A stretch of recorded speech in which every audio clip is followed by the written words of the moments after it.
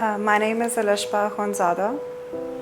Just few days back, while flicking through channels, I saw this program Kara Sach, and Mubashir Lukman was doing this program over a parent who lost her child, her only daughter, who was student at LGS JT branch, I guess.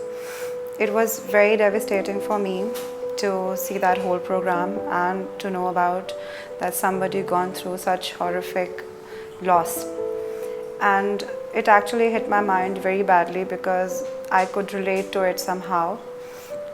Before beginning about whatever happened with me, the whole incident, I would like to begin it with a disclaimer that I'm not seeking for my job back. I'm not seeking for any financial compensation. Neither I'm seeking for any kind of favor in return.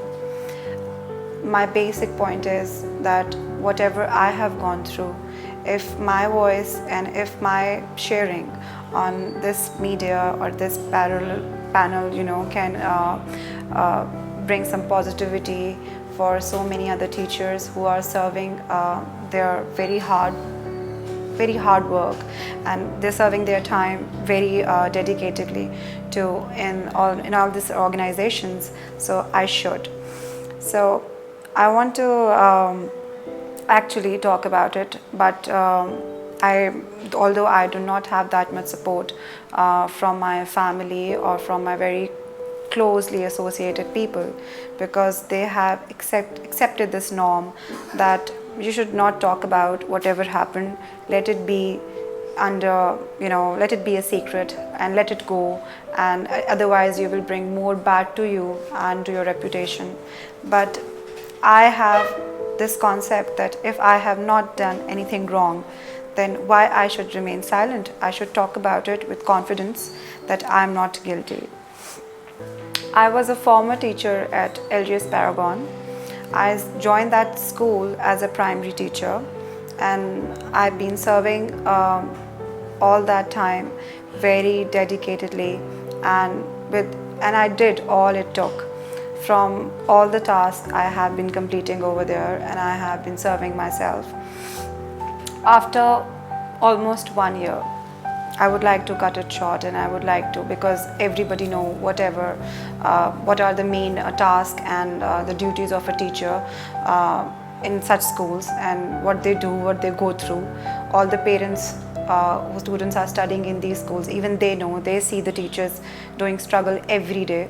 It's not that easy, but it is very, it will be an understatement if I say that all teacher does a lot of hard work in these schools. No, they do more than that. It's more promising than it seems, and people very underrate this job. It is actually a very hectic job, and I don't know, maybe there are so many teachers who are going through a lot in their personal life, but still they give their fullest and 100% in these schools when they are serving. After 1 year, I was 6 months pregnant, and it was my second child. I was doing that job to support my family, to being a financial facilitator. My son was 2-year-old, and my marriage was going through a very rough time in terms of finances. So I was doing that, and I was managing my personal life and my professional life in a very balanced way. But when you are physically not fine, yes, it does affect your active attitude and your whole personality, when you're working. So I so remember it was 4th December 2015. It was my 6th month, and I was messaging and I was texting my principal that I'm not feeling well. I think I cannot make to come to school today, so please kindly give me this favor, give me a day off. I want 1 day leave. And after a while, my principal, I was responsible enough, that's why I was up 4 a.m. Around 4 or 4:30 a.m. It was 2 years back. That's why I was messaging her that please kindly give me a day off. I cannot actually move from my bed. They said No, Alishpa, you cannot take a day off.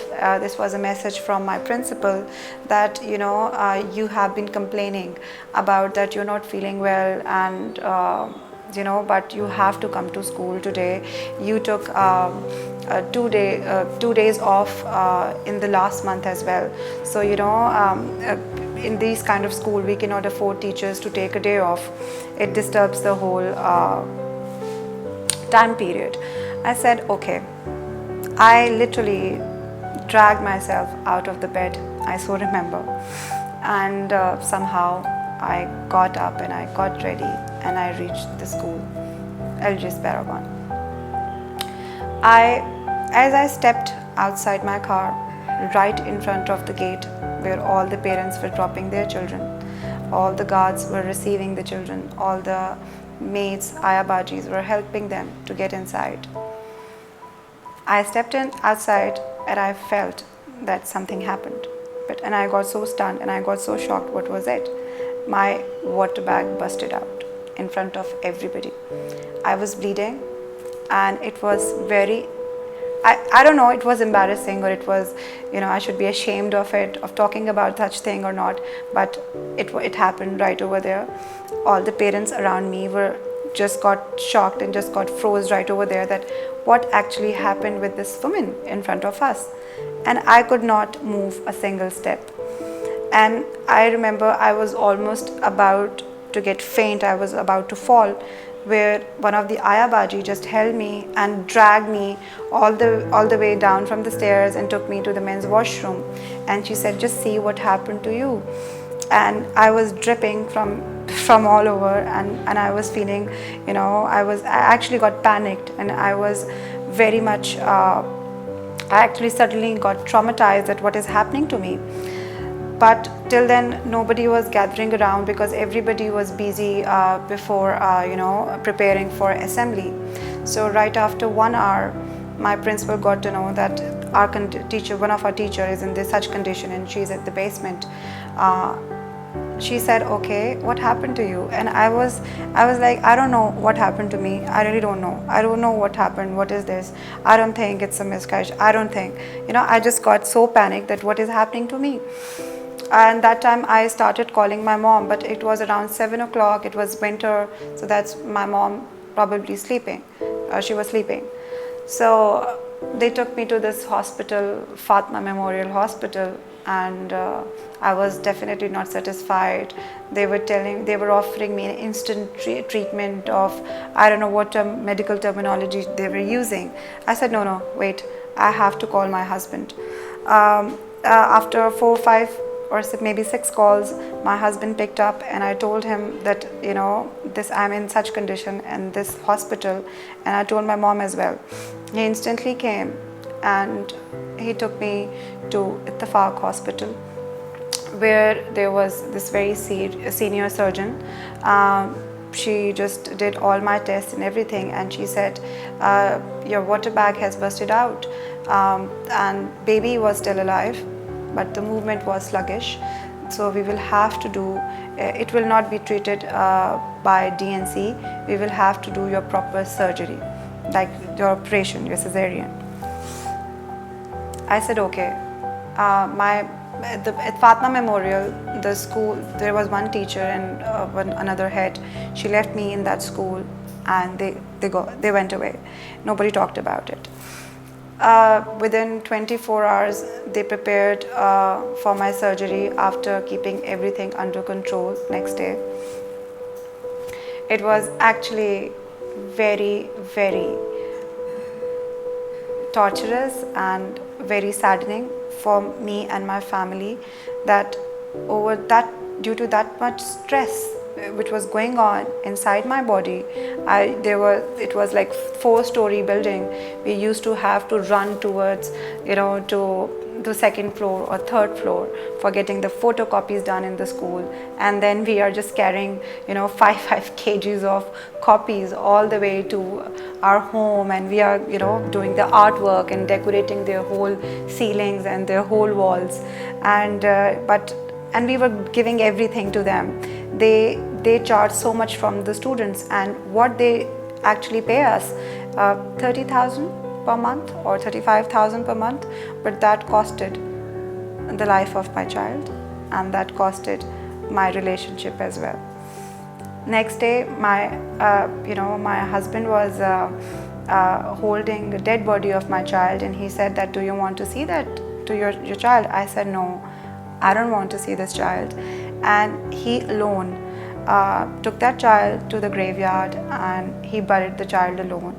And he said, and he just kind of blamed me for being so careless, and he said, "You could take a day off if you were not feeling well from the school. Why didn't you?" And I got little speechless, that really why I could not, because I was proving myself as a professional teacher, as a dedicated teacher, as a committed teacher, that even if I'm not feeling well, I'll go to school. I was taking that job seriously, and for nobody around, it was my personal loss, and it was not it was not a problem for anybody else around. Nobody came up to even condolence or remorse. After 2 or 3 days, few teachers who were my friends, they came to visit me, and then they gave me a month off, which was including the winter vacations as well. They could not give me 1 day off, but later they gave me a whole month off. And after 2 weeks, when I got discharged from the hospital and I came back home, one teacher came with the 5 sets of paper, the whole pile, that you should check them, because it's the order from the principal that Alishpa can manage to check these paper at home. Nobody was concerned what I've gone through, but they were concerned that, okay, while lying down on the bed, at least you can check the papers, because they wanted me to make the corrections. Otherwise, anyone else teacher can check the papers. But why they did not want to? Because they want me to correct the papers my way, so that I can make sure no child gets failed in that particular subject. It is a very, very much, it's a norm in all schools. But it didn't stop here. After 1 month, when I went to school, my stitches were very complicated, but I still managed to go back and get back into my routine and take the charge of my class. But I was not feeling well. I had a lot of internal problems, hormonal disturbances. So I was not so much active running up and down. I was asking for some compensations, but I was still acting professional. Although I was losing a lot of things, but I was still acting professional, that no, I'm ready to get back on my duty. But what actually happened is that I was sitting much on the chair. I was refusing to standing, giving duty at the break time or at dismissal time, because it was very difficult for my back and for my whole body to keep standing all that time. So my principal, Salman Yasin, who was in US that time, he sent an order that please ask Alishpa to resign, because she is not serving us up to the mark as it's required. It was the ultimate shock for me that after doing and giving all this much to this school, they are asking me to resign. Well, I spoke little about the administration and their extreme horrific system which they are maintaining under the tables, and nobody even knows about it. How badly they treat teachers, but no teachers want to speak against it. How can there? There are so many teachers. Majority of the teachers are serving in these schools because of their personal problems. It's not easy for them to leave those jobs. They have responsibilities of their children. If your one child is always free in LGS and another gets 50% off, so it's not easy for them to afford these schools otherwise. So there are so many teachers who are sacrificing and who are facing a lot more humiliation, political movements in school, and bullies, and the way they humiliate teacher in many ways, and there's overstressed teachers. But nobody wants to talk about it because they fear to lose their job, and they fear the other consequences they would face at home. And I really don't want, anyone to be courageous and like me today, because I have gone through a lot. I took my time in a lot of meditation as well, and I left the job after that thing.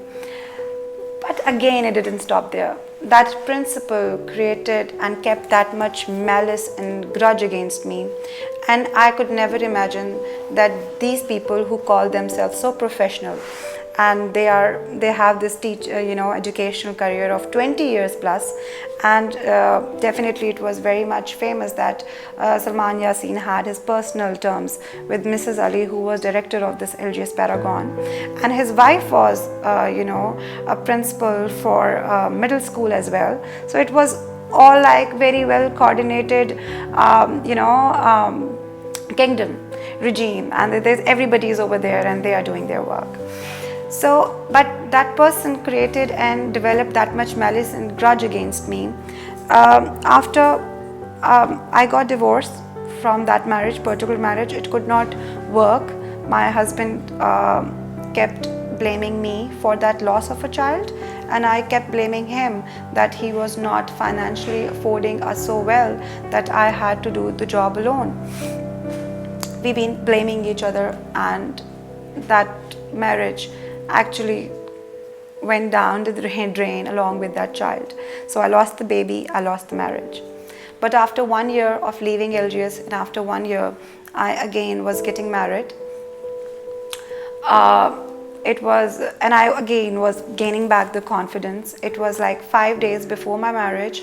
Somehow the Salman Yasin had acquaintance with the cousin of that guy with whom I was getting married.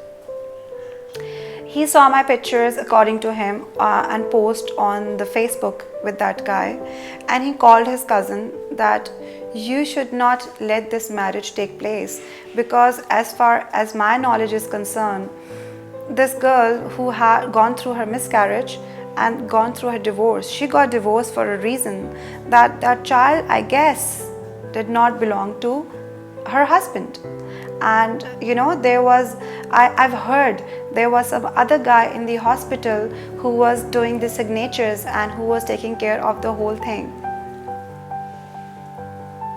I actually could not believe how low person can go and how immoral anyone could be, and how irresponsible these so-called professional people can get. They can actually do the character assassination of someone just to prove themselves that nobody, just to give me a lesson that nobody can confront us, nobody can confront their career. So otherwise what kind of damages they can give to the people, and they want to teach the lessons to all the teachers that if you will ever try to raise your volume and raise your voice against our system and our illegal way of treating our employees, then these are the consequences you will face. And I lost that relation too, because and all this time everybody been asking me to stay quiet about it. Reason why, if I will talk about it, so many people will come into the doubt that maybe there was something, because divorce is a taboo, miscarriage sounds very dubious to people, and then another marriage sounds more dubious to people, that how people can get settled so quickly. So I said no, I do not have any fear. I know I'm not fabricating, I know I'm not exaggerating, and I'm telling a lie, and I don't have any fear that what if this message will go through, what response will come from the other side, because I am ready with honesty to face everything, because I have nothing to hide. I have my date of joining LGS letter, I have this confirmation letter, I have this experience letter, I have the paper of my medical history at Ittefaq Hospital from miscarriage to discharge, and we are living in this society which is called Pakistan, where men are not that good and naive who can leave you, will speak truth for you.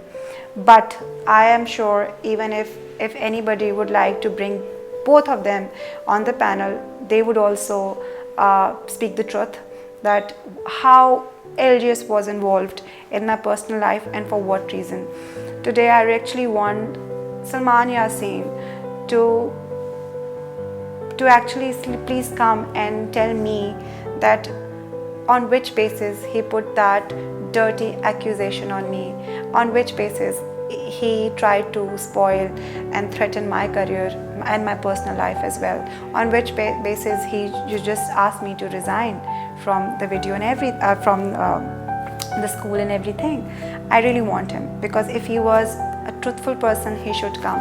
And if he's not, if you think principals can intervene into the personal life of teachers, please tell. LGS should tell. Mrs. Ali should answer. If for her, if whatever I told you, if for her it's all fine, then she should cite Salman Yasin and then she should speak about him. And if she agree that one principal cannot have such code of conduct, then he should dismiss from his services right away, and he should be accountable and answerable for whatever he has done to me and whatever he has done to so many other teachers who could never speak about it. My family was very supportive in a way that they held me after the whole incident, and they provided me a shelter, and they gave me good education, they gave me confidence and good brought up where I could gone through all those losses more courageously, and I developed a positive attitude in my life further. And then I was having a little objection on the LGS schooling system, because it is a norm in LGS that the special children gets admission at LGS and they study as regular students, which are not allowed. There are special schools for special children, and I so know there was a family who came from England, because the England institutions refused to keep those children in the normal schools, and they asked them to study in special education. But what they do, they keep those children in the regular classes along with nursing health, an SNA, what they call, who actually tell them what to write, what to do. If a child is not capable of communicating with the teacher, if they have panic attacks, if they are spitting everywhere, if they have the attitude of autistic children, how they can study in a normal regular school, and how they are getting the certificates of normal school, and all the teachers are so lenient while checking their papers, but we are issuing them normal results and whole a certification of passing all those grades. And if you go and talk to those children, they cannot even, most of them cannot even spell their name correctly, but still they are getting the certification of grade 4, 5 and 6, where they can hardly sit in grade nursery or grade 1. They are doing rote learners, SNAs are guiding them throughout the papers, what to write, what to not. We as the teacher are accepting their one-word answer as correct. So I began to speak against that too. So maybe it was not good for that whole institution, and they took everything way too far. And I actually want to go further against this whole systems who are actually getting very much horrific and terrible. But yes, they are education industries. They are maybe million-dollar industries now, but they are damaging the lives of many by hiding behind this so-called professionalism. And I want other teachers to be aware of their rights and not to sacrifice which they should not. Thank you.